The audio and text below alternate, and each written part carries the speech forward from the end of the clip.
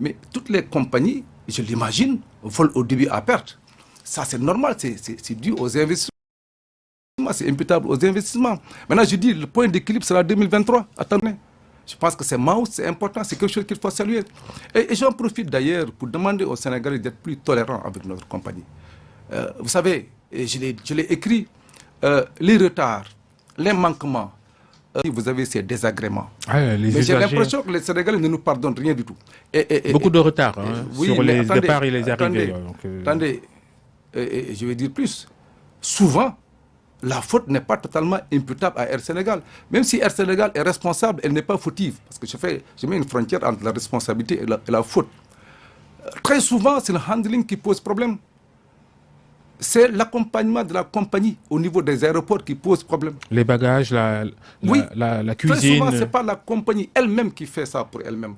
Donc, très souvent, il y a des désagréments à ce niveau. Air Sénégal doit être exigeante pour que le handling se déroule correctement, comme pour toutes les autres compagnies. Mais nous nous battons tous les jours contre ces structures qui ont notre handling. Tous les jours.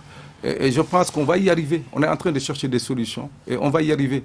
Mais dans tous les cas, je demande aux Sénégalais d'être plus tolérants et de fréquenter notre compagnie. C'est grâce à cela seulement que nous pourrons, en tout cas, la rendre plus forte, plus résiliente et pouvoir concurrencer toutes les autres compagnies qui sont sur la place.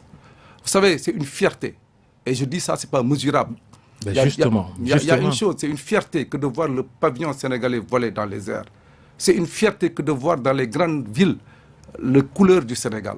C'est une fierté. Mais ensuite, il y a un résultat qui n'est pas mesurable, c'est le résultat économique. Vous savez, Babacar, quand vous voulez aller en France, chercher quelque chose, vous prenez Air Sénégal. Air Sénégal n'a pas forcément de bénéfices. Mais le Sénégalais qui le prend, qui va commercer en France, qui va faire des transactions en France, lui-même fait des bénéfices. Donc, il faut qu'on le comprenne. Comme souvent, quand j'étais aux impôts, je le disais aux gens, oui, les impôts. Je disais, mais la route que vous prenez pour aller à l'aéroport, la route là, c'est nos impôts. C'est nos impôts. Donc, c'est des choses invisibles, virtuelles peut-être pour vous. Mais Air Sénégal a un rendement économique extrêmement fort dans ce pays-là.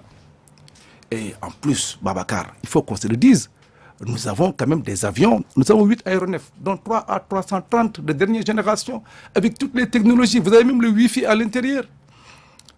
Plus les 5 qui vont venir, des investissements lourds.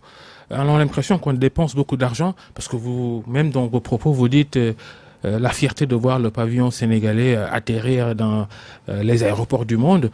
On ne peut pas faire ces investissements lourds, des centaines de milliards, juste pour de la publicité. Le président Macky Sall lui-même fait sa propre publicité sur cette compagnie. C'est vous qui avez une vision... On a l'impression que ce sont des investissements pour le prestige. C'est vous qui avez une appréciation restrictive des choses. Je n'ai pas dit ça.